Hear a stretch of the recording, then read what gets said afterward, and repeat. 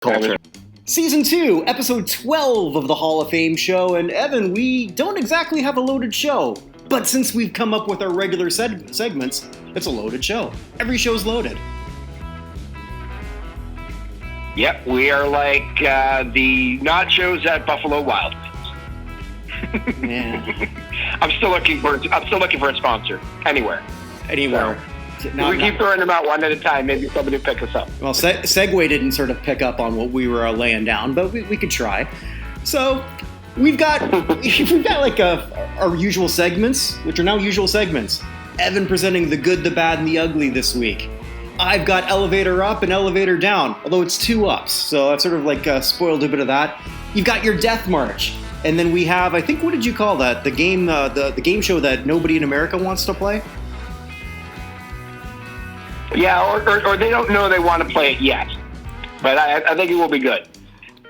Well, why don't we just start off with that?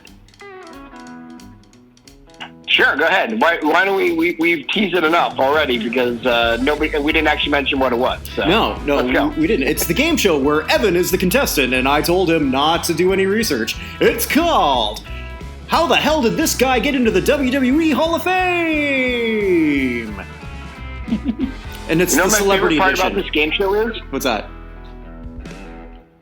There's only one contestant, so I can't finish third like I did on Jeopardy. So. That's right, Al. You lost, and here's what you didn't win. A little Weird Al for some of the people who may have gotten that. No? Okay. Yeah. So this is sort of inspired by William Shatner being announced this week as the newest member of the WWE Hall of Fame. Do you remember William Shatner on WWE television? This one I'm going to give you. So you're not going to be guessing on this. I do not. I do know he turned 90 this last week, which is kind of amazing. He looks incredible. I do not remember him. I hope he was an announcer. I just imagined Shatner announcing. No. He first appeared in 1995 on a Monday Night Raw episode where he was the guest of Jerry the King Lawler. And this was part of USA Network's cross-promotion because this is when Shatner fancied himself a sci-fi writer. And I guess this series he wrote, Tech War, got picked up as a TV series on USA. So he was there to promote that. And then he got to beat up Jerry the King Lawler. And he had a great line here on this where it was like, "You shouldn't be insulting these fans. These are the fans of Tech War." Which I always thought was pretty weird. But he was there, and then it was the funniest thing, because there's Shatner in his leather jacket. He does a monkey flip. Major kudos to Jerry Lawler for just making this look good, like he really did something. It was... I never had more respect for Jerry Lawler than I did when I rewatched that this morning on the WWE Network. Which I was more excited to watch that than the upcoming WrestleMania, which I think says all it needs to be said of my current fandom of wrestling. Although I said it last week, didn't I? You did. I did. And 15 years after that, he was a special guest host when the WWE did a bunch of guest hosts for like a year or two. And he was actually one of the better ones. I'll say that. Okay. So that is how Shatner... So that was 95, you said? The first time he appeared was on 1995, yes. So he was wrestling as a 64-year-old? He didn't wrestle. He basically tumbled down and lifted his legs up just a little bit, and then Jerry Lawler he flipped around so it looked like he got monkey flipped. I see. But he still fell down on his back. I mean, like... for a celebrity appearance, and I think that's the biggest problem. Maybe we should open with that. The WWE, like all wrestling, craves celebrity attention or mainstream attention, and more often than not, it's just not good. And many of these celebrities either don't want to be there, don't know why they're there, and wrestling fans, unless it's a special type of celebrity, don't really want to see it. They don't care. I know I don't care. Well, depending on the celebrity. But that's not the game we're playing. We're going to start off with the first member of the Celebrity Hall wing of the Hall of Fame, Pete Rose. He is in for betting on a wrestling match that he knew was fixed ahead of time. Doesn't seem like something he would do. No, he was a guest announcer at WrestleMania 14, and Kane picked him up and put him in a pile driver and dropped him on his head. And then the year after, he did it again. It was actually kind of cool. Pete Rose came out of the San Diego chicken suit and tried to attack Kane. And it didn't work, and Pete Rose got tombstoned. I actually got to ask Pete Rose about this. He said he was treated fantastic, and he has nothing but good things to say about the WWE. Wow. So, yeah. So all that Marchimani needed to do was pile drive him, and everything would have been fine.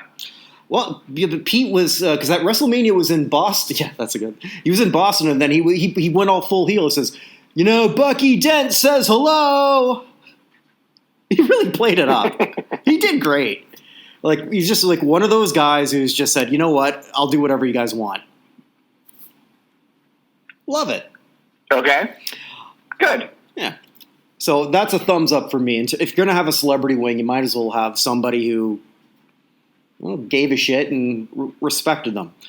All right. Celebrity number 2, class of 2006. We have William the Refrigerator Perry.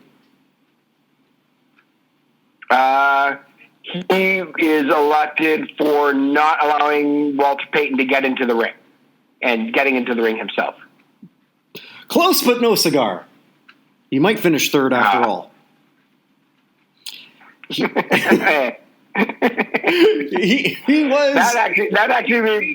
that would actually be the most impressive thing I've ever done, to finish third in a one-man competition. Well, the show's not over. William Perry was a participant in the WrestleMania 2 Battle Royal that featured 5 other football players. Okay. Yeah, which was won by Andre the Giant. This was at the height of this would have been 1 month and a half after that Super Bowl that we were talking about before we went on air, where the Bears and the Super Bowl Shuffle defeated New England. And Perry Mania, if there was such a thing. I have no recollection of that. No. Okay, well, I have no recollection of that ever having happened. Okay, I'll tell you about it afterwards again. Okay, sounds good. Yeah, so Perry was one of the 6. The others were Bill Fralick, Ernie Holmes, formerly of the Steelers, Russ Francis of the Niners, whose dad was actually a wrestler in Hawaii. Russ Francis was also a Patriot for most of his career. Oh, okay. He was a Niner at the time. I remember that. Is he Defensive Player of the Year or Super Bowl MVP? I don't remember which, but Harvey Martin. Yep. And an actual Pro Football Hall of Famer, Fridge's teammate, and the first one eliminated, Jimbo Covert. Wow. Yes. Wow. Yeah, so that is, so 21 years after his last WWE appearance and only appearance, he got inducted into the WWE Hall of Fame. We should just go through one thing just for shits and giggles. All the celebrities of that WrestleMania 2 that featured the Where's the Beef lady from the Wendy's commercial and Ricky Schroeder, my doppelganger. Oh, nice. Oh, yes. But that may be for another time. Who has a better career now? Sorry. Me or Ricky Schroeder? Oh, God, yeah. No, Ricky Schroeder, the Where's the Beef lady. Oh, well, Jesus. Up until about a year ago, what did Ricky do? Something, was it beating up his wife or girlfriend or something? I don't know. I haven't kept track of Ricky Schroeder that much. Well, because you don't look like him like I do. You don't have this healthy hate, especially because I looked like him as a kid too, and he was just always a little bit better looking than me too. And then, he's on TV and I'm not. Fuck this guy. Sorry. In 2019, he was arrested twice on suspicion of domestic violence. A woman involved in the incident was not identified, and he was not prosecuted on either thing. So I'm sure he hasn't worked since. Well, he gave a bunch of money for Kyle Rittenhouse's bail fund. So is that a joke, or did he really do that? He really did do that. He was probably the major contributor. You'd think he would really need to keep his money for other things these days. But I guess those silver spoons ducats, huh? Man, I guess the residuals are and reruns and stuff did him pretty well. So, oh, well, this got dark really quick. So let's get the hell out of there. Yeah. And we could segue to another person up from Kenosha to Milwaukee with commentator Bob Uecker.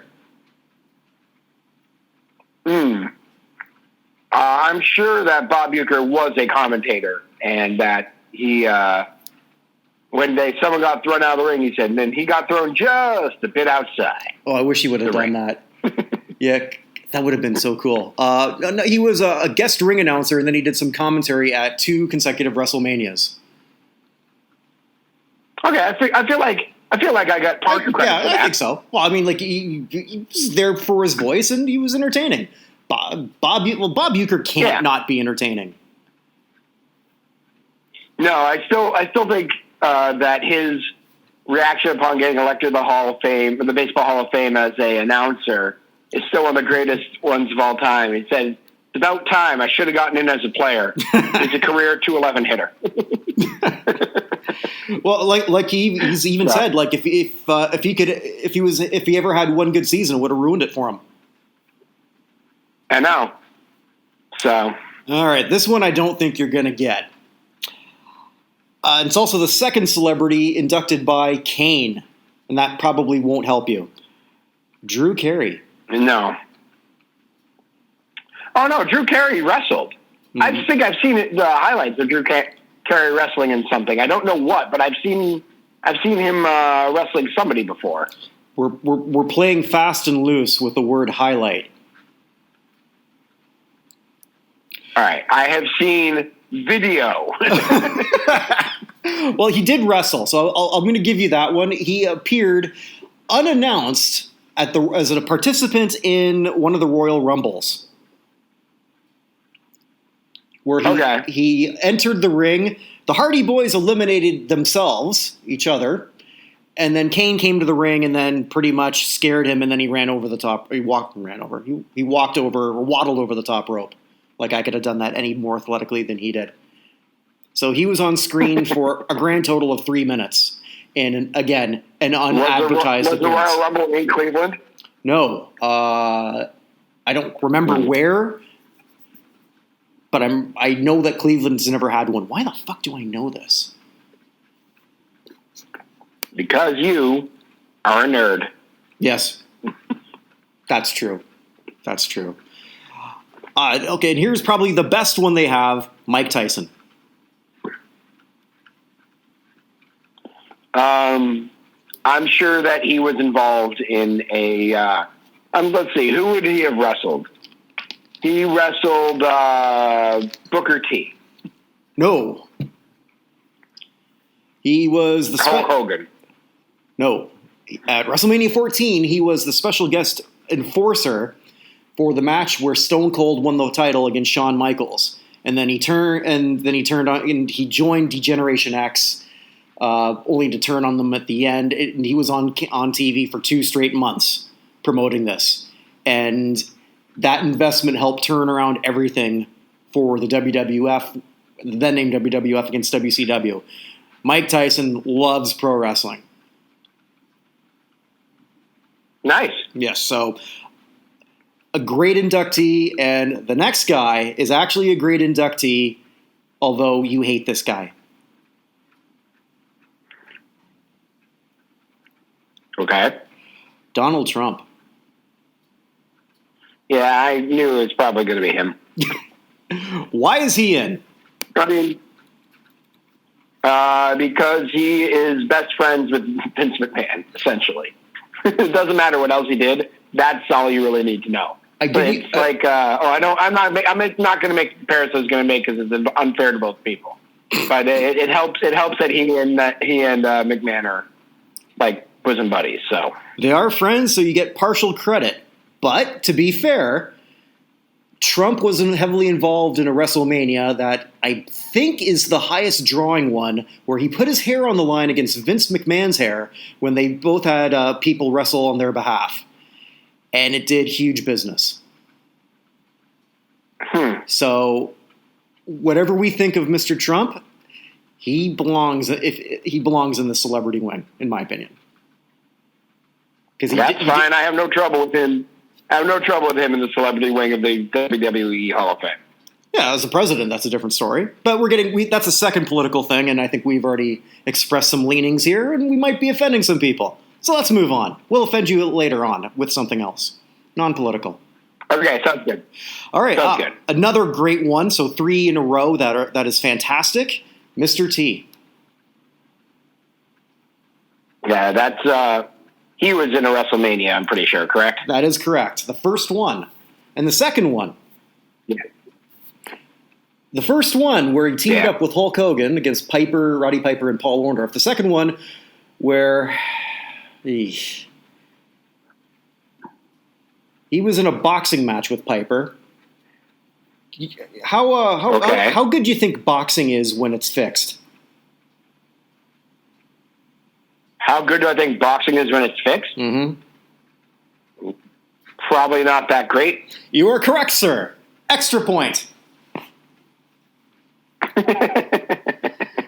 It was so bad that Piper, one of the top heels ever, and Mr. T looked so shitty in the ring that for the first time ever, a WWF crowd chanted "Roddy, Roddy." That never happened before. Piper, in his book, said he got so pissed off at the way Mr. T wasn't even throwing punches in the ring that in the middle of the third and fourth round, Piper took his stool and chucked it at him. Based on the reaction of Mr. T, I would guess that wasn't planned. Probably not. Mm-hmm. All right, this one is the biggest name, but it probably shouldn't be here. I don't even remember what he did. So you can guess whatever, and I'll just say, yeah, sounds right. Arnold Schwarzenegger. He wrestled the Body Ventura to see who was the greatest governor. Why didn't they ever think of that? That would have been a kick-ass match, wouldn't it?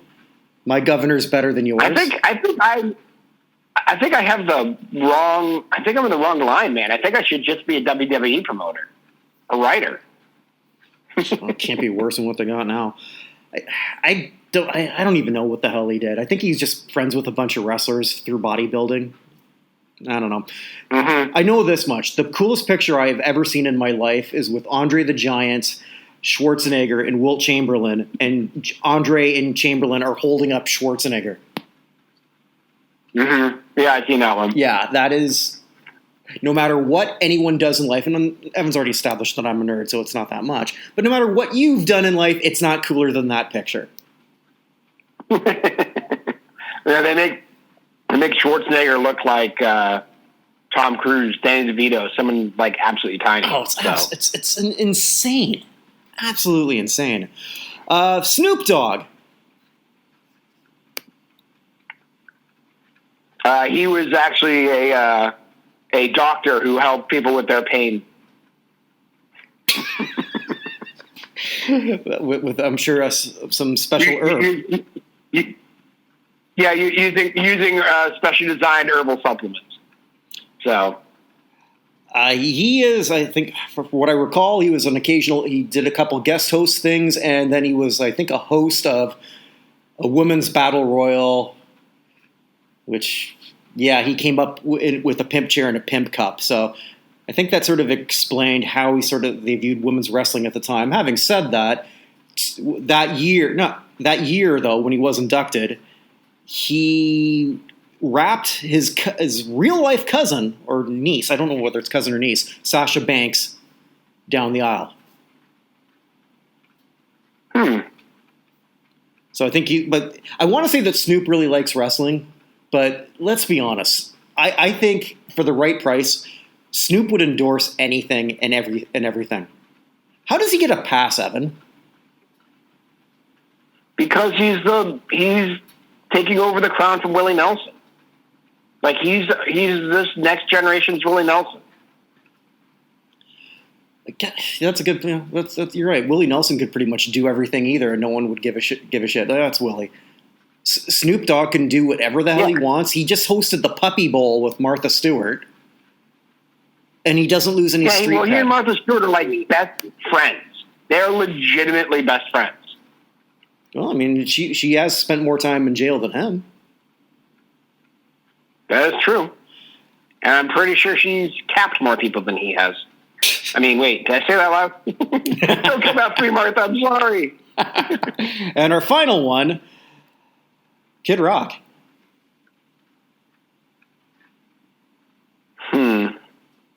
I'm sure he wrestled, and he lost so badly that he now looks like Dr. Phil wearing a wig. No, he did a set at WrestleMania. I think it was WrestleMania 25, and then at the end of his set, I think the song was so hot, and then the 25 women and the 25 woman battle royal came out as they all sort of ogled Kid Rock, just to show again where women's wrestling was at that point in time. The winner was Santino Marella dressed up as a woman, calling her himself Santina. Wow. Yeah. That's it. I think even though you flunked on the last one, I think you won first. You passed the other two non-existent competitors. Excellent. I still maintain, though, that Kid Rock now does look like Dr. Phil wearing a wig. No, I never thought about that, but fuck, he kind of does, doesn't he? At some point... Yeah, I don't know what happened. What I never understood is, at some point, when you get to be a certain age, do you not maybe drop some names from all that shit? I mean, Bow Wow figured out before he was 20, hey, maybe I don't want to be little Bow Wow anymore.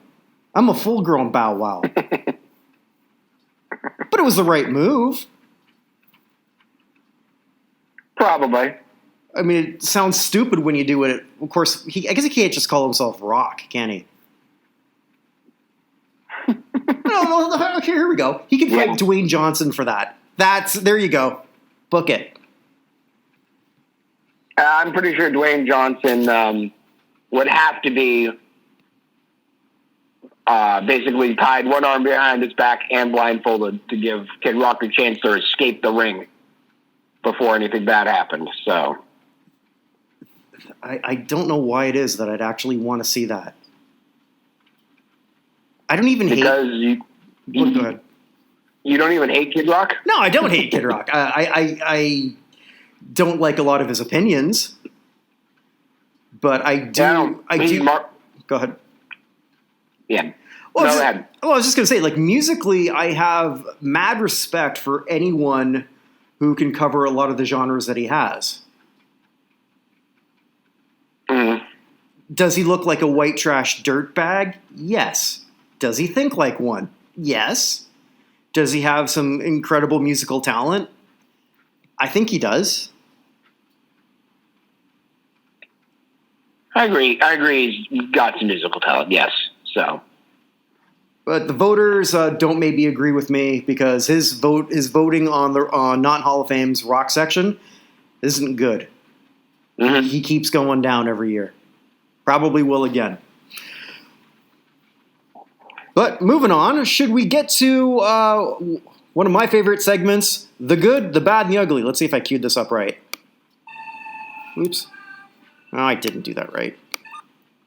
Let me try that again. The Good, The Bad, and The Ugly. All right, that's good enough. I'm not going back to do this again. They're not all gems, Evan. They're not all gems. Well, hopefully we're going to start with the good here. Mm-hmm. So something I was reading today, I think it got posted in one of probably our baseball thing. Mm-hmm.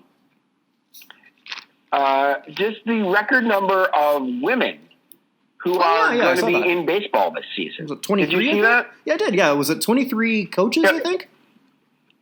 Yeah, 23 female coaches, including the first we really talked about in the article is Bianca Smith, mm-hmm. who's first black woman hired as a minor league instructor by the Red Sox.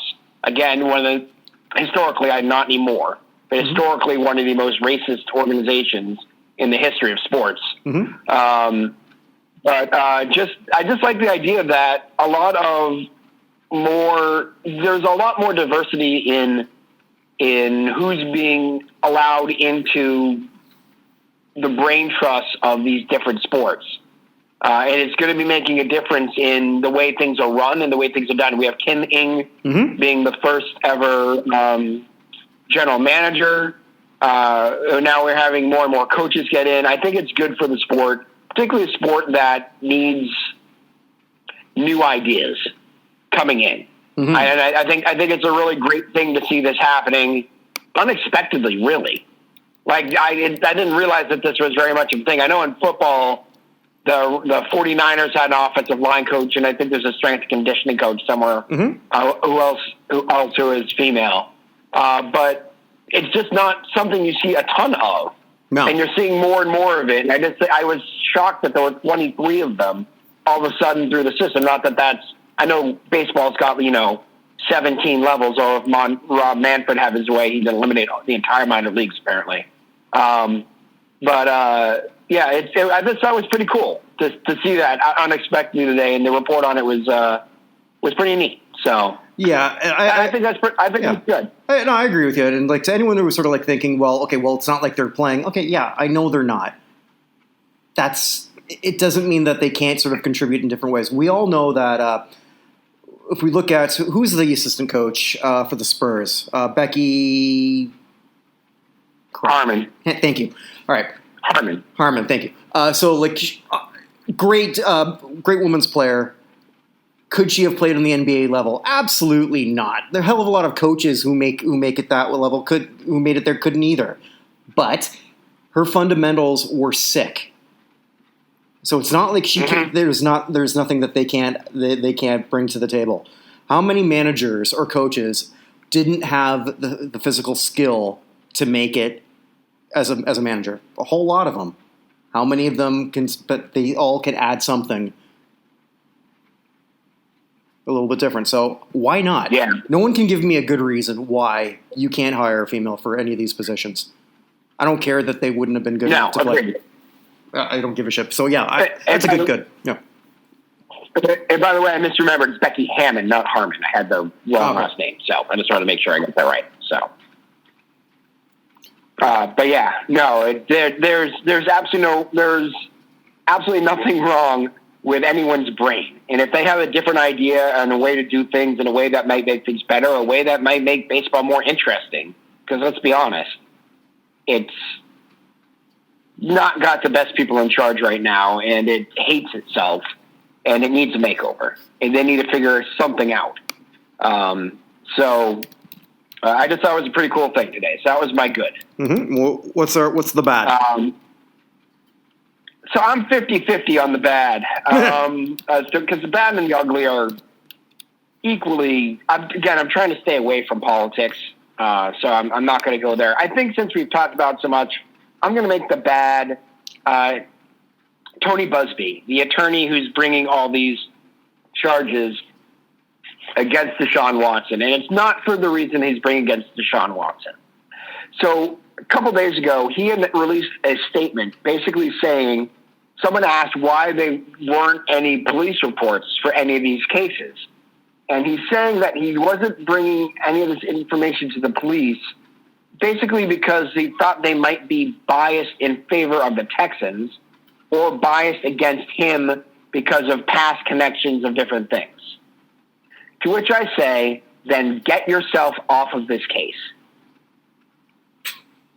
If everything you say is true, and I'm having less and less reason to believe it, the more people who are allegedly accusing him, and again I'm saying allegedly because we have no idea who any of these people are. Nobody has any idea who these people are.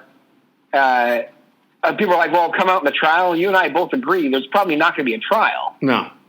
Because this is something that usually gets settled. I don't know what any of this is or if it's true or anything. And if he's correct, though, and Deshaun Watson is a serial groper, I don't want to say rapist because that's not it, groper, sexual assaulter, whatever you want to say, someone needs to investigate that. And if they can't investigate that because you are personally involved in it, then get yourself out of there. You're essentially allowing a criminal to run free if everything you're saying is true. Does that make sense? It makes perfect sense. It makes perfect sense. If I could do a quick rant, though. Oh, sorry. No, actually, finish that, and then I just want to do a quick rant on something. No, go with your rant. Okay. So I've listened to a few things from some of the right-wing sports media, and then I always find it funny that there's left-wing sports and right-wing sports. I don't quite get that, but here we are in 2021, and that exists. And I listen to both because I like hearing as much information as I can. I will say that when a lot of the right-wing sports are saying, well, look at ESPN, they're not talking enough about Deshaun Watson. What are you going to say at this point? I mean, there's so many goddamn holes in this. Like, what is it that you want? You want them to attack? They want them to sort of like put the scarlet letter on him right now? And if all this shit comes true, yeah, I'll help you put it on him. Maybe not. He's a lot bigger than me. But it's, at this point, I mean, like, they're not holding back. At least I would like to think that they're not holding back because he is a bit of an SJW. And which is what they're accusing ESPN of. And I've attacked ESPN many times, and I probably will again. I'll defend them on this one. Like, they have reported it. They've talked about it. They're not belaboring it because how much more can you talk about when a lot of these things are sealed? Yeah. I don't know. It doesn't matter what ESPN does. They were very political for a while, and right-wing pundits got their panties in a bunch over everything that happened all the time. Mm-hmm. So they're just going to be doing that no matter what else happens. So and that's where we are, unfortunately. And every now and sometimes I'll agree with them completely, but we're in that weird space right now where if you sort of align with one tribe, then whatever you're thinking can't be true. And I refuse to subscribe to any of that. I will and always be a political free agent. And I do feel that right now Deshaun Watson is getting probably the right amount of press attention for a very strange case that it is. Yeah. That's honestly what I feel. But anyway. But moving on. Anyway, Mr. Busby is my bad because he is completely ineffective as a counselor at this point. This seems to be all about him and making himself famous rather than actually doing anything that's the way it's supposed to be done. And he goes so far as to say because Rusty Hardin's son is a Houston police officer, while noting that his own brother-in-law is also a Houston police officer, that the entire investigation be tainted because Rusty Hardin's son is a police officer in the police in Houston. One of however many there are. Like, just, if this is your issue, get out. And he also ran for mayor of Houston and lost. So apparently that, of course, would also be a problem. Like, this whole thing just seems like a political game for some reason, and I don't get it. I don't understand why it's being done this way. All I know is if all he's saying is true and he can't go to the police because of his connection to the police somehow, then he needs to leave. He needs to step aside and give it to somebody else. But he won't because I'm beginning to believe more and more that there's no there. Like he's doing too many things saying, don't look behind the curtain. Like if there was something there, we'd have something more concrete at this point. We have 21 accusers. It's 21 now? Allegedly. But again, 21. Nobody knows who any of them are. We have 21 accusers allegedly. But there's nothing. There's no investigation. There's nothing. This whole thing is odd. So.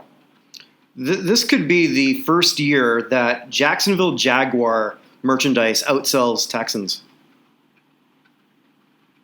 Well, the Jaguars are going back to their home game in London, I'm pretty sure, right? Oh, actually, you know what? I should take that back because they're probably going to do well with Trevor Lawrence merchandise. assuming that he's. Well, I mean, they're going to pick him. It'd still be the same situation. But I mean, they got the extra home game. They're trying to play games in London. Jaguars are the home team for Tottenham Hotspur. So I'd imagine that they're going to play. And I saw that the Falcons are going to play in Tottenham Stadium, Wembley Stadium as well. So either they are playing they're not playing the Jaguars, are they, in their extra game? I haven't looked at the schedule. Although, since you brought that up, at some point right before the NFL season, we have to sort of address which record is going to fall first. Oh, I know. Well, that's easy. Oh, these records going to fall first. It's Eric Dickerson's. The rushing one. Yeah. Henry's just going to obliterate that. With an extra game? Are you kidding me? Oh, I hate Unless he gets injured, but that's falling. I hate the 17-game idea, but oh well. Nobody consulted me. No. And then but you see, they also get a Packers-Chiefs game out of it. They got a Cowboys-Patriots game out of it. They got like some interesting matchups extra that they wouldn't have normally had. So, of course, it's a money grab that's going to look good. They also get, a Buccaneers-Colts game, which I guess is good because it's Brady against the Colts, but not exactly two rabid fan bases. So, anyway. All right, so the ugly. Mm-hmm. So the ugly, I'm going to a company that did an April Fool's joke that backfired to the point that they're being investigated by the SEC. I'm going to take you back to a simpler time. I believe it was 2016 or 2017, which really wasn't a simpler time. But for the points of the story, we're going to say that. When the European automobile manufacturer Volkswagen got caught faking their emissions standards and just basically lying like anything. And they fired their executive and they replaced them and vowed to be better. And it appeared they were on the right track to do so. They've actually spent a whole bunch of money. They're going to be going into Sweden. They're working with a Swedish company to make batteries in electric cars much more powerful and smart. Because that's the biggest problem electric cars have right now is the lack of power in the battery for long periods of time and the fact it's so heavy, which compounds the problem. So they've been working on that for a while, and they're going to build 18,000 charging stations across Europe for people to go and be able to charge their cars. And all this seemed like they're moving in that direction. So a few days before, today's April Fool's Day, a few days before this, like Tuesday, I think, they had a memo leak, and you can't see my air quotes over the phone, but the leak, that they were changing their name in the United States from Volkswagen to Volkswagen with a T to show how they're going to electric cars. I actually thought it was a pretty cool idea, good idea. Also getting away from Volkswagen, which of course is one of those companies that came up with the Nazis. So, maybe moving away from that, not the worst idea. They were called about it by the AP and others. They said, oh no, this was released. It's true. We didn't mean for it to be released. This is going to be happening in May. And their stock price jumped 12.5% on Tuesday. Turns out it was an April Fool's joke, and they're not actually going to do it. But the name change with the stock price jump and confirming that it was real is technically price manipulation, and they are going to probably be investigated and fined by the SEC for it. So, and it also takes all the goodwill they had from trying to fix their things in the past and kind of makes a joke out of it and makes them look like a-holes again. As someone who's part German, I can always say that side of my family is just not funny. Yeah. But that Canadian Quebec side, oh no, I was trying to think of that shirt I saw through Europe when I was like 14. I spent a summer in Austria, and there's a shirt all through Europe about heaven and hell. And it was heaven is where all the policemen are British, cooks are French, Mechanics are German. Lovers are Greek and all organized by the Swiss. Hell is where all the cooks are British. Mechanics are French. Policemen are German. Lovers are Swiss and all organized by the Greeks.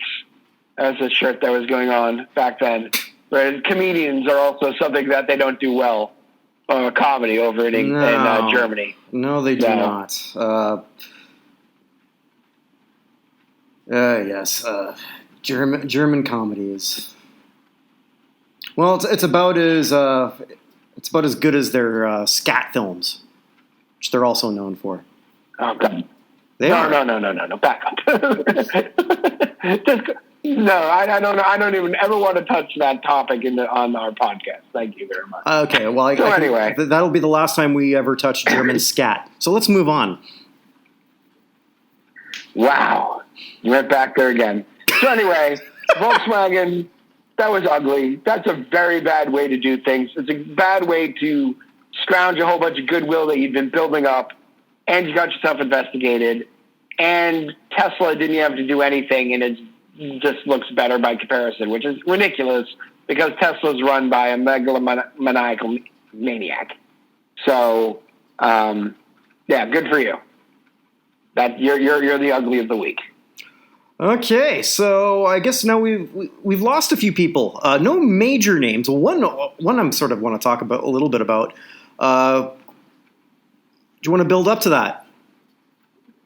Yeah, let's build up to that. So first of all, the Beige Mistress was pretty quiet again. Hungary lost a former secretary of, I believe it was aquaculture, which I didn't even know was a thing. Wait a minute, aquaculture? I believe it was. Hold on, I'll double check. It was something weird. It was like having to do with I didn't actually keep it. Hold on, I'll find it before I. Is it sort of like studying the culture of the group that gave us Barbie Girl? If only. Sorry, no, he was the Hungarian agrarian manager. Sorry about that. Agriculture. I was wrong. It was. Yeah, but it wasn't agriculture. I knew it wasn't agriculture. It had something to do with it. So, Anyway, regardless. So I wouldn't say anything particularly. That was just the Hungarian guy who passed away. So I wouldn't say anything big about that. So anyway, we did lose one of the last people from Watergate this week, G. Gordon Liddy, who apparently actually had a license plate that said H2O Gate. Wait, he died this week? Embarrassing, honestly. Yep, he died on the 30th. All right, 2 days ago at the age of 90. All right, I've got a tie back in from what we just talked about earlier. G. Gordon Liddy was one of the celebrities at WrestleMania 2, judging that boxing match between Piper and Mr. T. Oh, boy. Why I remember this. And because Piper got disqualified when he body slammed Mr. T in the 4th round, and guest commentator Susan St. James, who you may remember from Kate and Alley, said, "Well, can't G. Gordon Liddy step in? He was a former judge, right?" That actually happened. Wow. Well, there you go. G. Gordon Liddy passed the age of 90. I just figured we'd bring that up. There aren't that many Watergate people left, so. See you later, sir. We did lose a couple of pretty big authors this week. Larry McMurtry, who wrote Terms of Endearment, Last Picture Show, and of course Lonesome Dove. And did the screenplay for Brokeback Mountain, to which he had one of the greatest quotes of all time.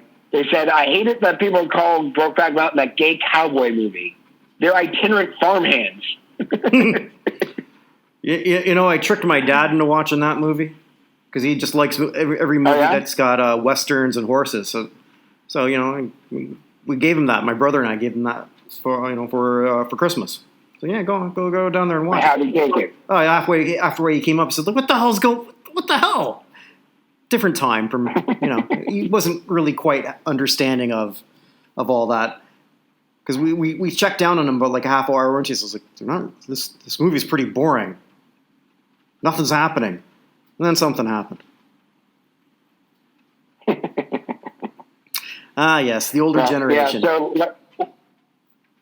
Yeah, Terry McMurtry passed at the age of 84. And the same day, at 84, it's hard to have somebody who's 20 years your senior pass away the same day as you. But Beverly Cleary passed away. Oh, yeah. At the age of 104. That was the Ramona stuff, right? A few years ago, yeah. Ramona and like there's all those. There's the one that what's the name of the mouse and the motorcycle. That was the one my kids liked so much. But yeah, she passed away at the age of 104. She, Olivia de Havilland, and Kirk Douglas all had the opportunity to turn 100 the same year, and they all made it. Douglas died last year at 102. Olivia Havilland died later last year at 103, and Cleary was the last one at 104 of that group. So, yeah, long time to go. She wrote for 50 years and had been retired for 22 at this point when she passed away. So, and one of those big parts of a lot of our childhood. So, there's actually a picture of her as a senior at the University of California, Berkeley in 1938. She was a senior in 38. That's a long time ago. So, anyway, all right. So back to people who we actually do stuff with here. We lost a couple of Olympic gold medalists this week. We lost Ursula Hoppe, who is a German Olympic swimming champion in the 1956 Melbourne Games in the 200-meter breaststroke. She passed away at the age of 94. Her son actually played handball internationally for West Germany, Thomas Hoppe. We also lost Toshihiko Koga, who won the gold in judo in 1992 Barcelona, and is regarded as one of the greatest judokas in the history of judo. He won also world championships in 89, 91, and 95. So one of the great judokos died only at the age of 53 of cancer. So, yeah. So, we also lost from baseball. We lost 3 people this week. We lost Joe Cunningham, who played for the St. Louis Cardinals, Chicago White Sox, and Washington Senators from 54 to 66. Was a 2-time All-Star, both times in 59, back when they had 2 All-Star games. He was first baseman and right fielder. Only batted 290. He batted 291 in his career. 64 homers, 436 RBI. But he passed away at the age of 89. Also lost Ken Wrights, better known as Zamboni, his nickname. Played for the Cardinals, Giants, Cubs, and Pirates. Was an All-Star in 1980. Won a Gold Glove in 75 as a third baseman. Played most of his career with the Cardinals. He had 2 stints with them from 72 to 75 and 77 to 80. But he passed away at the age of 69. Actually, I actually don't know what he passed from. So, so Zamboni Wrights passed away. And finally, from baseball, we lost Bobby Brown, who was 96 when he passed. He was played for the Yankees from 46 to 54. But more importantly, so he won 4 World Series with them in 47, 49, 50, and 51. But more importantly, he became the president of the American League for quite a while, from 1984, and held the post until 1994. His career ended when he handed the World Series trophy to the Blue Jays at the end of the 93 World Series. So, another important person in baseball. He's the last living member of the 47 World Series team.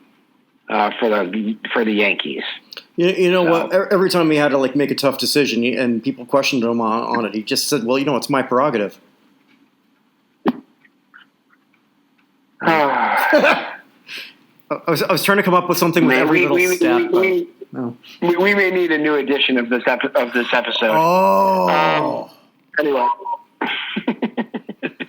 Damn. Anyway, also professional golfer Jerry McGee passed away at the age of 77. 5 wins on the PGA Tour. He finished 5th in the Masters in 72, 6th in the PGA in 77. But yeah, 5-time winner on the tour and one on the Champions Tour as well. Passed 7 this week. Former hockey player Bobby Smuts passed away at the age of 76. Played for the Blackhawks, Canucks, Bruins, Edmonton Oilers, and the Colorado Rockies. Here's a trivia question. Mm-hmm. The Colorado hockey team became what franchise? Oh, New Jersey Devils. Oh, very good. I knew you'd know. As we've said, you are a nerd. I am. I know, but he passed away at the age of 76. But he had a long career in the NHL. What was that? 16 seasons, which is a pretty good run. And finally, I guess the biggest name who passed away this week, Howard Schnellenberger, passed away. Yeah, I think what surprised me, not that he's not in the College Football Hall of Fame, because as much as there's so many people they look at, there's only so many people you can get to. He's not eligible. Can you explain why? Yeah, one of the requirements for a coach is you have to have a winning percentage of 600, and he doesn't. I mean, and a lot of that is sort of like due to his time when he built the Florida Atlantic program from nothing, literally nothing. This is one of those correct terms where I'm saying the word literally correctly, the most misused word I think in all of English. So yeah, that's why he's not eligible. And what he did and taking a program again from nothing to respectability, and Florida Atlantic has certainly done a lot better since. And then Miami, what he did there, I mean, they were at death's door, not because of a death penalty, just because they were that bad. They were actually talking about dropping the whole program, and then 5 years later, he takes them to a national championship. How crazy is that? Yep. So I didn't realize that you had to have a 600 winning percentage. No, I didn't know that. I just learned that this week after he passed. He's 158, 151 and 3 as a coach in the NCAA, including going 6-0 in bowl. So he was also the head coach of the Baltimore Colts. Yeah, at one point. Yeah, that run is definitely well under 600. Yeah, he was 4-10-0, and then lost the 3 in the first year, and then lost 3 games the second year, and then was fired. Yeah, like what is it? I think with Florida Atlantic, that's probably what put him well under 600. Had to be. Florida Atlantic, he was 58 and 74. So yes. Mm-hmm. Without that, he's 177 and 3. Mm. So what's 100 given to 180?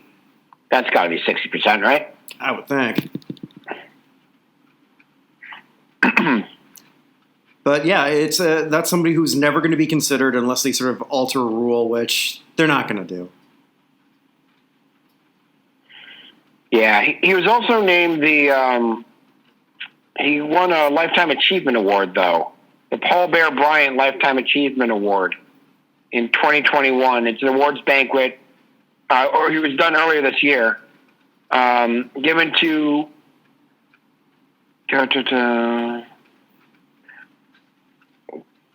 they give it to the top coach in college football every single year, but they give a Lifetime Achievement Award every year as well. They gave it to Howard Schnellenberger earlier this year. So yeah, at least won that, I guess. Yeah, no, for sure. I guess maybe before we get to our final segment, we should mention not a passing, but a retirement of someone of a 2-time Hall of Famer Roy Williams is stepping down as the head coach of the men's basketball program at UNC. Yeah, saying that he wasn't the right man for the job anymore, which is an interesting way to put that. Yeah, I thought so too. It's been some interesting things from coach speak rather. I kind of want to address something that Kim Mulkey did this week before, but I guess a little bit more on Roy Williams. Just a bit of blatant self-promotion from us. Roy Williams, who is in the Naismith Basketball Hall of Fame, the College Basketball Hall of Fame, and is one of the nominees in the coaching division for the United States Athletic Hall of Fame, mountainhallofame.com/USA. Well done. Well done. Thank you. Any other comments on Mr. Williams? But that is an interesting thing, the way he sort of said. I wonder why he would say it like that. Yeah, I don't know. I mean, he had his only first-round loss ever in his 30 NCAA tournaments when they lost to Wisconsin. He went 418-101 at Kansas, which is an 8.805 winning percentage. Won 9 conference titles, 4 conference tourney titles, 34-14 in the NCAA tournament, 4 Final Fours, but no national championships, which is pretty much Hall of Fame worthy as it is. Mm-hmm. Then he went to North Carolina and won 485 and 163, where for a 74.8 winning percentage, 9 conference titles, 3 conference tourney titles, 45-13 in the tournament, 5 Final Fours, and 3 national titles. Like, it's disgusting. Incredible. It is. So I guess that's not. Yeah, no, it's incredible what he accomplished, and again, just stepping in those 2 giant programs of Kansas and UNC, mm-hmm. and knocking it out of the park in both places. That's a legend. He's the only men's basketball coach to win 400 games at 2 Division I programs. And he went, I'm doing the math here quickly, at those 2 places he went 803 and 164. 264.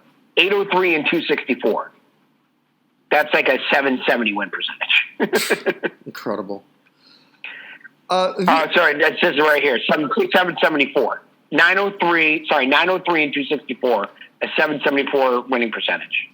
That's amazing.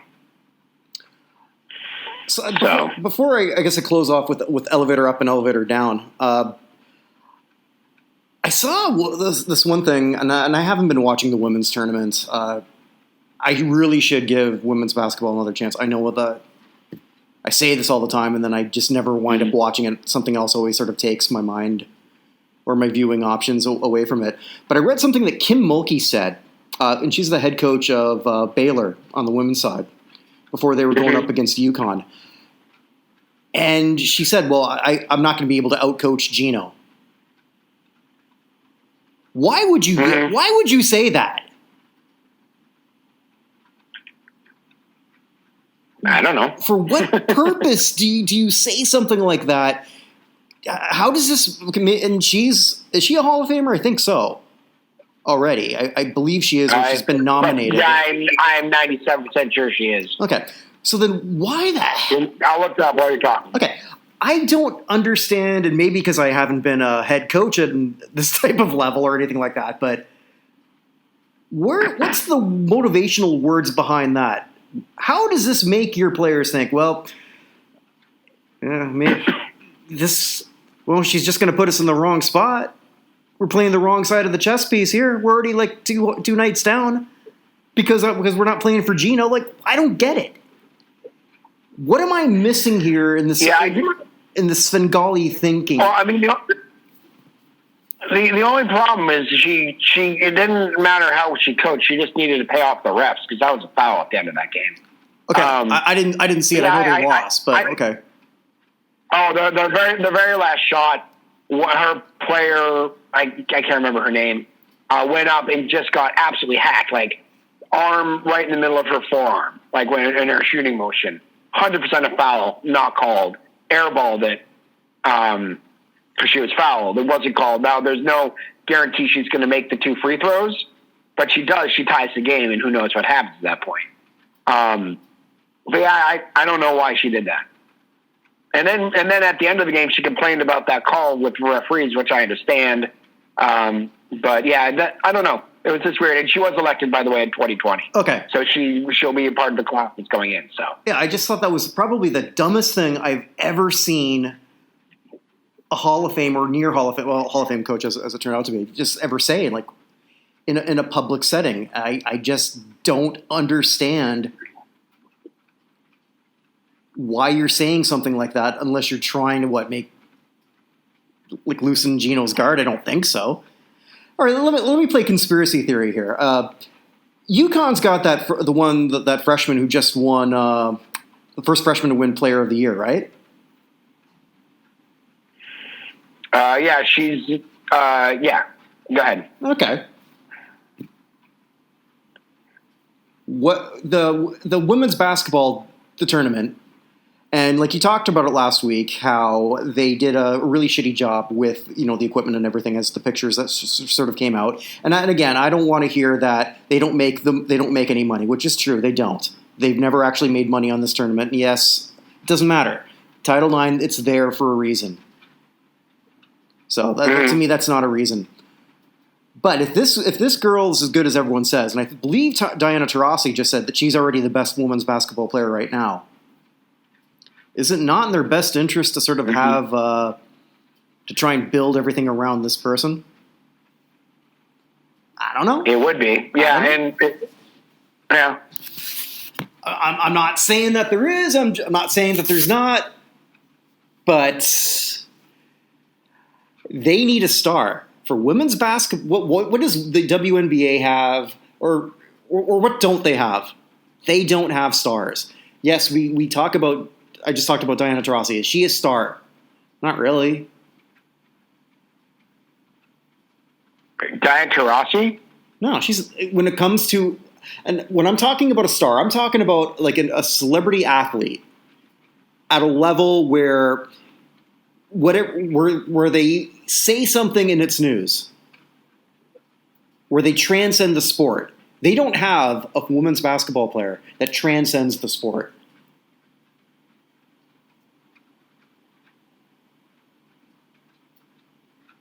They need one. Okay, I guess that's true. Although Diana Taurasi is... She's a star. One of the... Sure, but she's a star in women's basketball. Does that make her a marketable star elsewhere? It doesn't. They've never had one. Someone who's going to put asses in seats and make you pay for it. Megan Rapinoe is almost becoming that, but is she someone that you'd pay to listen to her talk, or would you pay to watch her play? Don't know. Megan Rapinoe? Yeah, Megan Rapinoe. Yes. Oh, come on. She's the best. She was the best soccer player in the world, dude. Sure. But what has she done since? People watch Megan Rapinoe. It's been a year with COVID. What do you mean? What has she done since? Well, I believe it was Janet Jackson who said, "What have you done for me lately?" She is still starring on the best. She's still the best soccer. Well, I don't know if she's the best soccer player because their teammates are so good. But she's still the best soccer player on the best soccer team in the world. Sure, but are people go to see her play?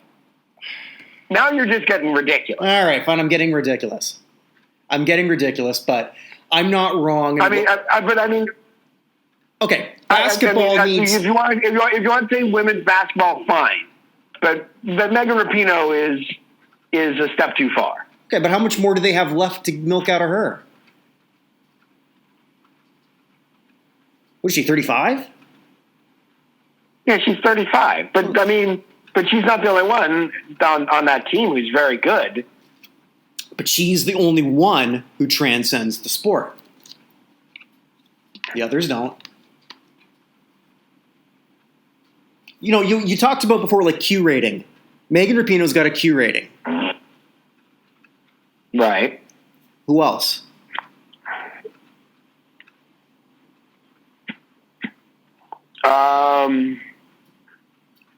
I mean, Alex Morgan, Kelly Lloyd, they're good players. Rose Lavelle.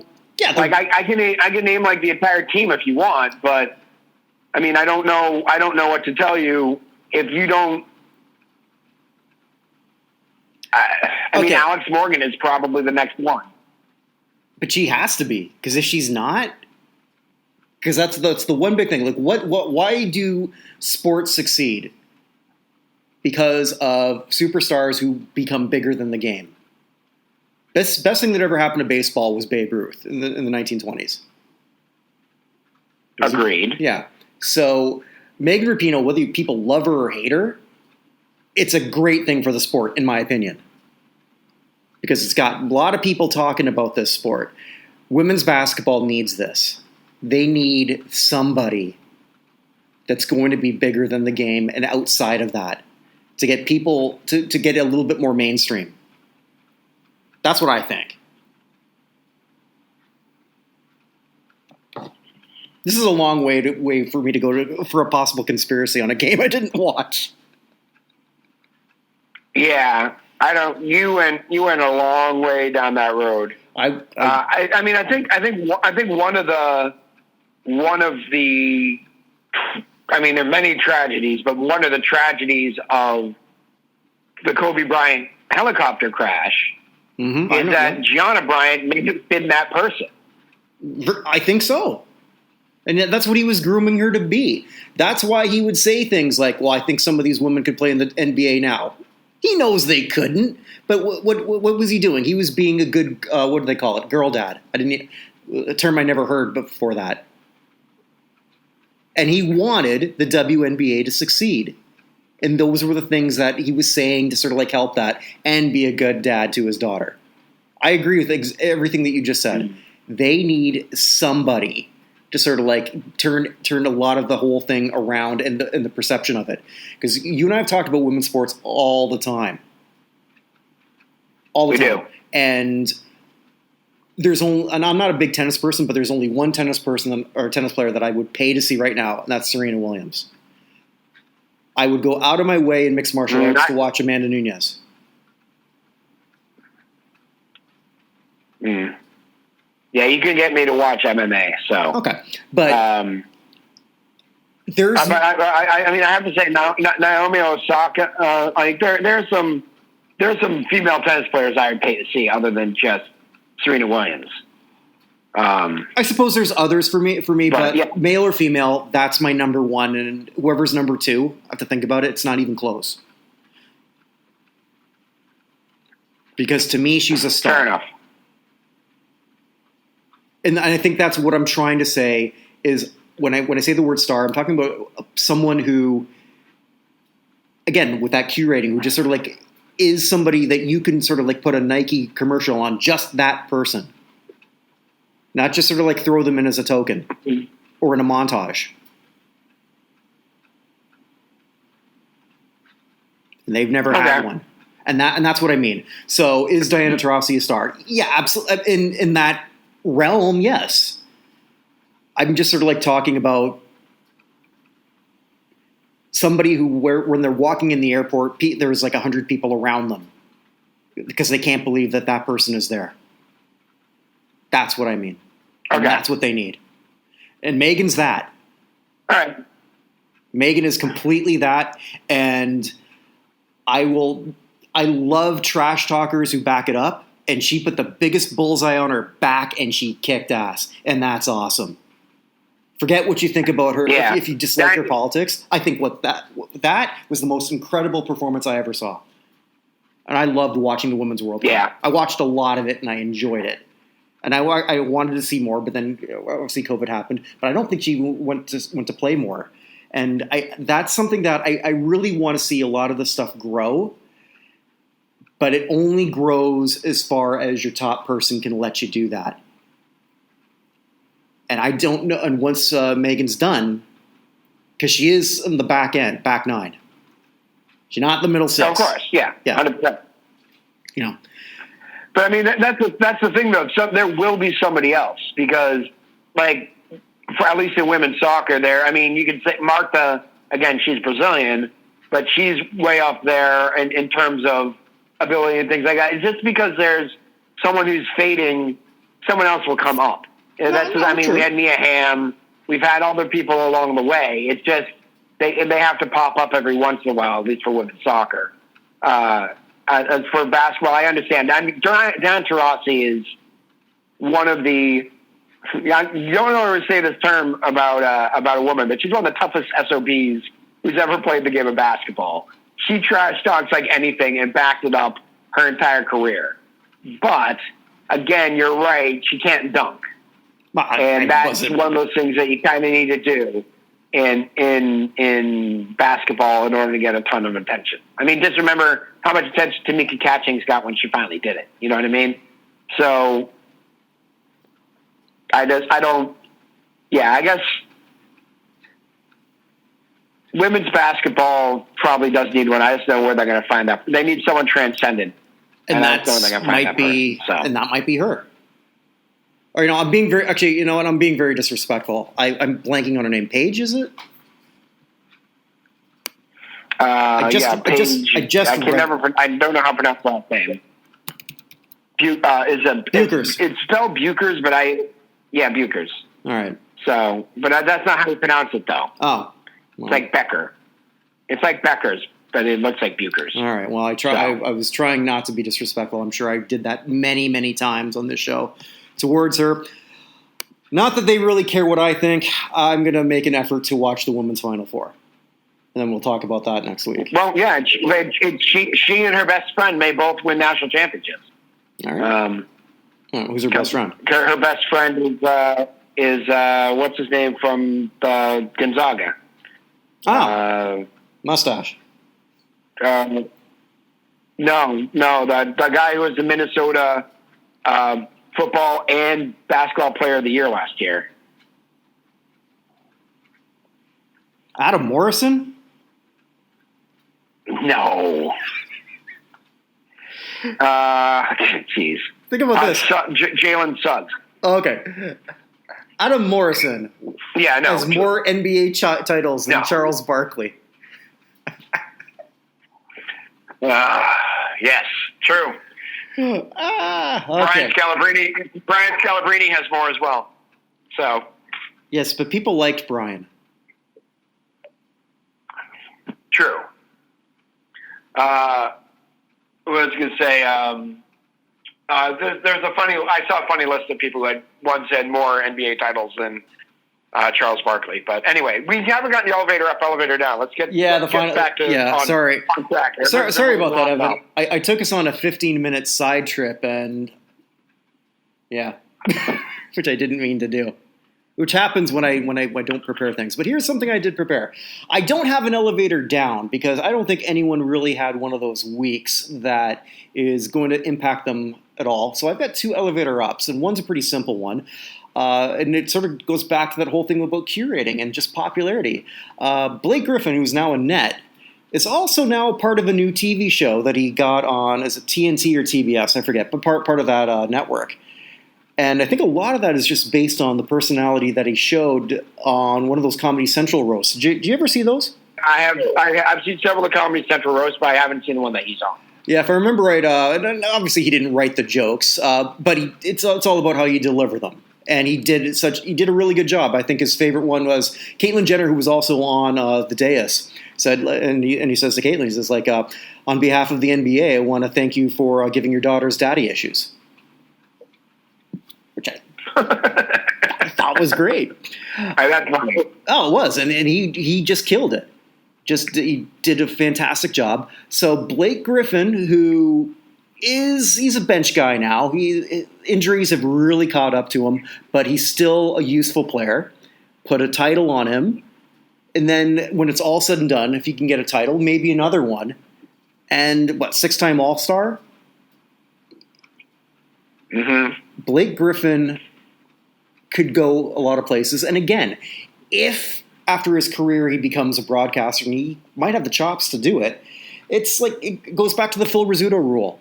Well, how did Phil Rizzuto get into the Baseball Hall of Fame? Well, for years he kept talking about that, and people kept saying, Dad, was Phil any good? No, he wasn't that good. Phil, was that any good? No, it wasn't that good. And then years later, well, maybe he wasn't. I don't remember anymore. Because he just keeps talking and talking and talking. It will do wonders just having your personality out there and showing this other side of you to, again, a group of voters, we don't even know who the hell they are. but it doesn't hurt him. So that is my first elevator up. And I got my final elevator up. We haven't talked music in a while. And there's a lot of people talking. Yeah, we haven't. It's been a bit. And there's I think he's 21. So it's sort of weird to say elevator up, but I'm going to. Lil Nas X. And there's a lot of people who have seen his latest video and are perturbed by it. I think you said to me before, because I told you ahead who I was going to say. You haven't seen the video, right? I have not, no. Okay. Well, it's not a spoiler. I guess it's not like an end of a movie. So in the movie, he's giving a lap dance to the devil. And without sort of, I don't think it's offensive to say this. It's like Lil Nas X said to the director, or the director said, okay, how gay do you want to make this? And his answer was yes. It's piles upon piles of gay imagery and everything. Is it something that I necessarily want to see? Not really, because I'm not really into gay sex. Am I offended by it? No. Am I offended by everything with the devil? No, I'm not a religious person, so I could care less. But people are. And what does any good rock star try to do? Is be controversial and get people talking. And here we have a guy who did, I think, a brilliant job merging two genres that really hasn't done that well before. I know I talked about Kid Rock, who I think can do country and rap. I don't know that they necessarily go well together. But here we have someone who merged country and trap, like the trap genre from Atlanta. And he did it. Mm-hmm. And he did it well. And this had every making of him being sort of like washed out by 25, being one of those people saying, all right, I'm going to play Old Town Road again. And he's already on the senior circuit by the time he's well before he's 30. So what does he do? He pulls a page out of the Madonna playbook and does a bit of a reinvention and pushes the needle. Do I necessarily like this song? Not particularly. It's not a genre that I'm that into in terms of trap. I respect it. Mm-hmm. But he's pushing a boundary. And that's what you do as an artist. I do say this, though. You saw the shoe that he's selling, right? For over $1,000? Yeah, I did see that. He was going to do, 666 of them? I did see something about that. Yeah, something like that. And there's a drop of human blood in each shoe, and there's the pentagram on it. Like, whatever. I'll say this. If you're dumb enough to buy a $1,000 shoe from a guy who's not an athlete, you're an idiot. I'll just say that there. Like, why would you do this? But hey, go on. I have to say that now, having heard you describe it, didn't like Saddam Hussein get a lap dance from the devil in like 6 different South Park episodes? So why were you upset about this? They might have even gone further. It was very visual. We pretty much know that Lil Nas X is the bottom in that relationship. Okay, it was pretty clear in that, but then at the end he twists the devil's neck and kills him, and then ascends to become the devil. Whatever. But there's a lot of people pissed, and that means what happens when you tell your kids not to watch it. You're going to watch it. You're going to seek it out. I did. I'm hardly a kid. Going to be near 50. But it made me want to fucking see it. And I did. Just to see what all the fuss was about. And visually, it's a beautiful video. If in terms of cinematography. I really think that. Maybe I'll watch it when this is over. Yeah, it's... He's gotten people talking and he's reinvented himself. And that, to me, kudos. It may work. It may not work. Don't know. I mean, this is still very early. I think the video, as we're talking about this, only came out this week, I believe. But he's already gotten people saying, oh, you're not the Old Town Road guy anymore. That's impressive. That's pretty good. So he's my second elevator up.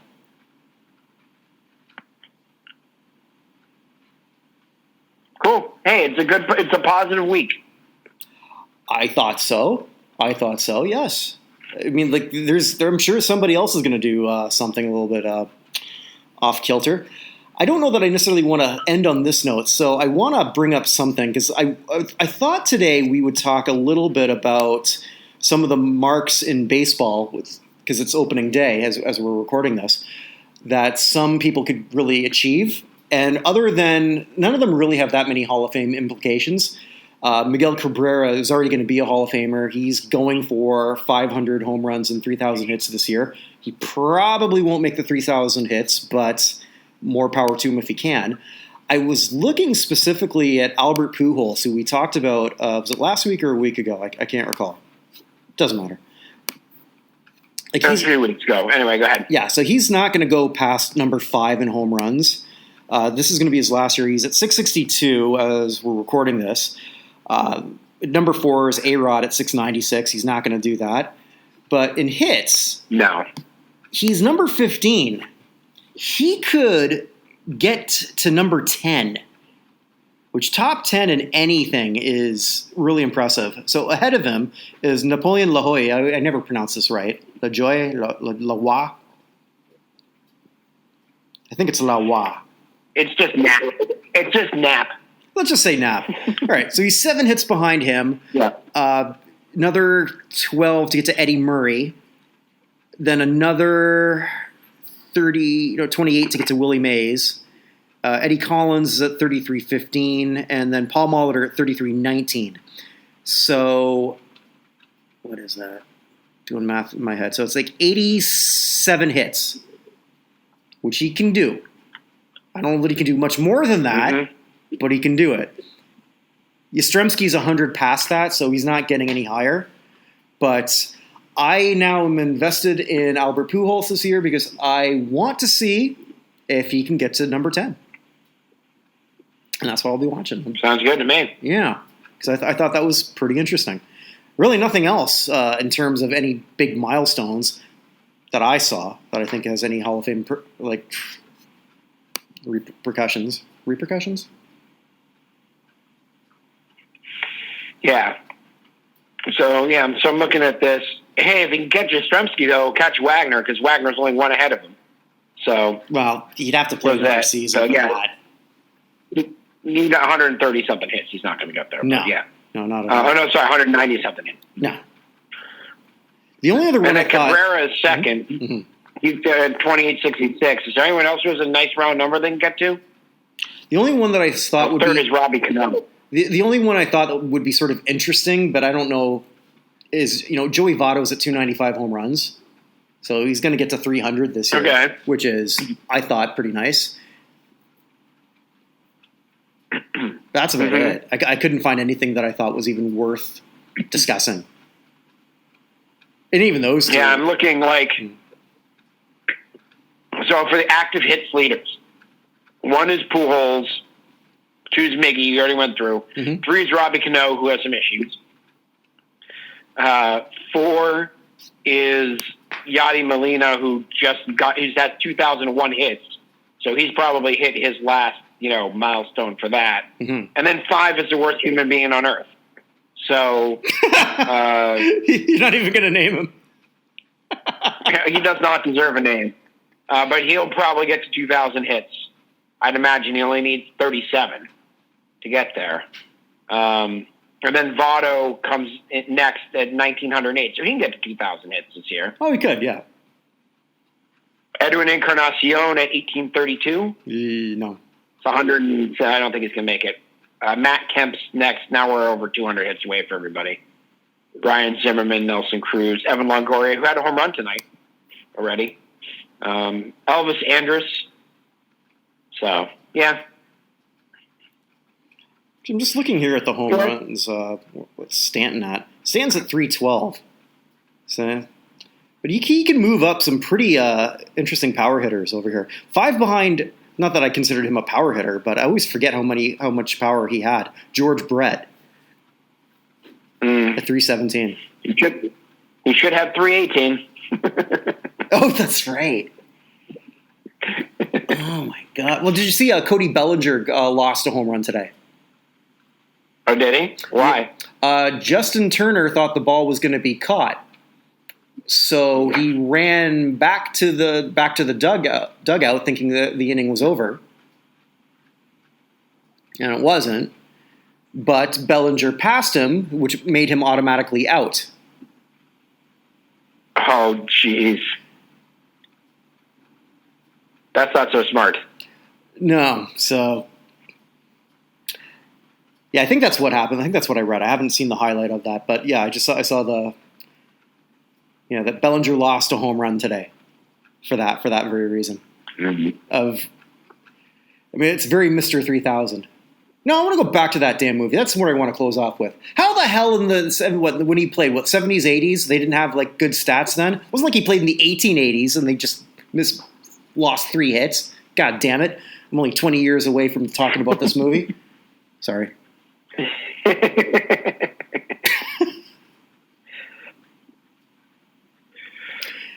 All right. Yeah, I don't know. Yeah, your anger is righteous and understood. It is. So I've got my work cut out. I have one trivia question for you. Sure. Ready for this one? Sure. Who is the career leader active in triples right now? Oh God. And what? I'll get to the second part of this question in a second. Lost art of the triple. Who would that be? Who's fast? Who's over 30? Nelson Cruz? No, he's a plotting guy. It wouldn't be him. Someone who's 34 has played here for 13 years. What team? Or what league? I actually know what team he's on right now. Give me a second. Is he still? Yeah, he's still with the Cardinals. Molina?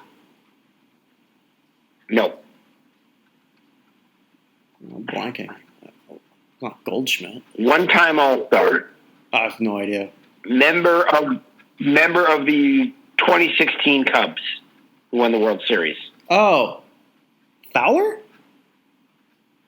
Dexter Fowler is our leader in triples. How many career triples do you think he has? Can't be very many. 80. Oh, very close. 82. Ah. His 82 career triples. He's tied for 262nd with Ginger Beaumont, Wid Conroy, Frank Fennelly, Phil Garner, former manager Phil Garner, Bill Holman, Hall of Famer Billy Herman, Hans Lobert, and Johnny Mostill. Our career leader in triples has one fewer triple than noted speed demon Johnny Mize. Jesus. It's crazy. Well, I didn't think we'd end on triples, but we're going to end on third base. All right, so I guess next week I have to tell you whether I did watch the Women's Final Four. I am going to make an effort to watch the UConn game. I'm going to watch Paige. I want to see her play, and I want to root for her. I want. Go ahead. I was going to say on the men's side, I don't think anyone's beating Gonzaga. I think they're going to go undefeated. That team is ridiculous. I hope so. It'd be a great story if they do. I mean, they've never won it all, right? The only team I think can beat him, I don't think Houston can beat him. I don't think UCLA can beat him. I think Baylor's got a shot, but they haven't had anyone within 10 points of them all year. USC looked awesome, and they just annihilated them. I watched that whole game. Well, I have a feeling elevator up is going to be Mark Few, but we'll see. Yeah. Oh, yeah. If they win the national championship, Mark Few goes elevator way up. Has to. So, I mean, once what's his name from Villanova? Why can't I think of the coach's name right now? Jay Wright. Once because Jay Wright's a finalist this year. I don't know if he's going to get in this year, but once Jay Wright is in, the next active coach on the list who's not a Hall of Famer yet is Mark Few. And the only reason that isn't there yet is because he doesn't have a national championship. So they've made the tournament 22 consecutive years. They've won at least 25 games, 25 consecutive years. Like, that's insane. And Gonzaga? Yeah, look who they're beating up every year, though. Yeah, I understand that, but I know they had John Stockton. But why not? Why couldn't Santa Clara or the San Francisco Dons or St. Mary's or someone else challenge them? Like, there's no reason some other school couldn't challenge them. He built a powerhouse that routinely beats ACC and Pac-12 and other teams.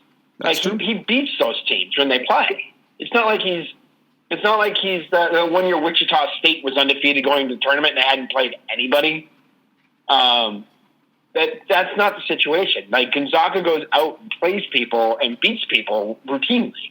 And I know they're in that crappy league, but I mean, there's no reason other schools can't do what Gonzaga has done. It's a little Catholic school in Spokane, Washington. He's convincing people to go to Spokane. Yeah, that's actually a whole area I want to stay the hell away from these days. Like, that's right next to the state that doesn't exist. What state that doesn't exist? Idaho. It's a government conspiracy. It's not a real thing. It's one of my cockamamie theories. I know it's not real, but I just like saying, people's like, what's your craziest theory? It's that Idaho doesn't exist. Does that mean that it's not actually there? Yeah, it's not there. They made something up. They say, oh yeah, it has potatoes. They grow something there. That's what it is. They hastily made it up and had to stick with it all these years. So it's no such thing as Idaho.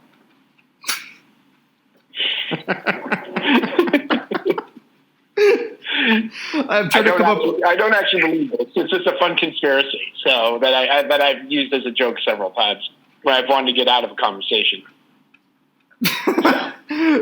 Let's close on that one. Because maybe that might actually work here. Because as good as I think we're getting with our flows and our transitions, our ends are always abrupt. That is true. So I think much like what happens at the border of Washington when you go into the twilight zone when nothing exists. I think every time you think that I just don't know how to end it, just say, I don't think Idaho exists, and we'll leave it at that. Sounds good, man. All right, I'll talk to you later. All right, take care. We hope you're all staying safe in your own private Idaho. Stay tuned for a lot more from us at nothalloffame.com.